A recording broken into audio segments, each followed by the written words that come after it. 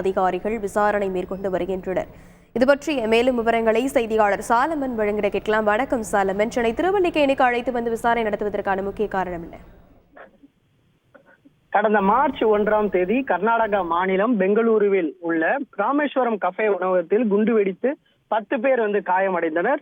இந்த வழக்கு நாட்டையே உலுக்கிய நிலையில இந்த வழக்கு தொடர்பாக என்ஐஏ அதிகாரிகள் வழக்கு பதிவு செய்து விசாரணை மேற்கொண்டு வருகின்றனர்.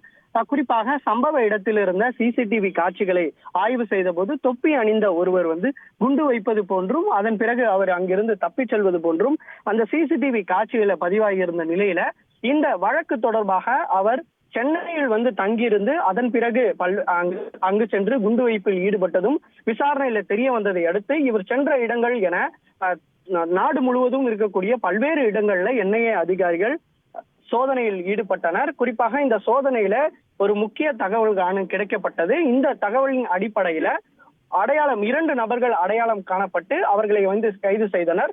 மொத்தம் இவ்வழக்குல 3 நபர்கள் கைது செய்யப்பட்ட நிலையில இதில் ஒருவரான அப்துல் மைதீன் தாஹா என்பவரை தற்போது திருவல்லிக்கேணியில் உள்ள ஒரு இடத்தில் வரவழைத்து என்ஐஏ அதிகாரிகள் தீவிர விசாரணை மேற்கொண்டு வருகின்றனர். குறிப்பாக இவர் சென்னையில் உள்ள லாட்ஜில் தங்கி இருப்பது விசாரணையில தெரிய வந்ததை அடுத்து அவர் அந்த இடங்கள்ல ஏதாவது பொருட்கள் ஏதேனும் வைத்துள்ளாரா, இல்ல குண்டுவெடிப்பு தொடர்பான பொருட்களை இங்கிருந்து சேகரித்து அங்கு கொண்டு செல்றாரா என்பது தொடர்பாக விசாரணை மேற்கொள்ள அவரை இங்கு அழைத்து சென்றுள்ளார்.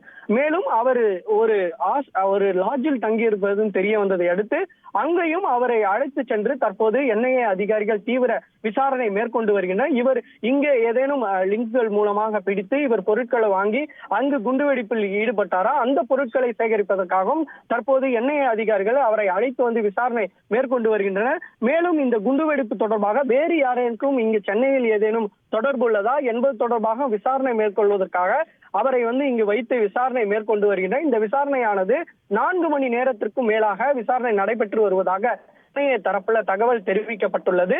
தற்போதும் அவரை அந்த லாட்ஜில் வைத்து என்ஐஏ அதிகாரிகள் விசாரணை மேற்கொண்டு வருகின்றனர். இதில் ஏதேனும் துப்பு கிடைத்தால் இதை வைத்து அடுத்த கட்ட நகர்வுக்கு இந்த என்ஐஏ விசாரணையானது செல்லும் எனவும் தற்போதைய தகவல் வெளியாகியுள்ளது. விரிவான விவரங்களுக்கு நன்றி சாலமன். செய்திகளை உடனுக்குடன் தெரிந்து கொள்ள உடனே சப்ஸ்கிரைப் பண்ணுங்க.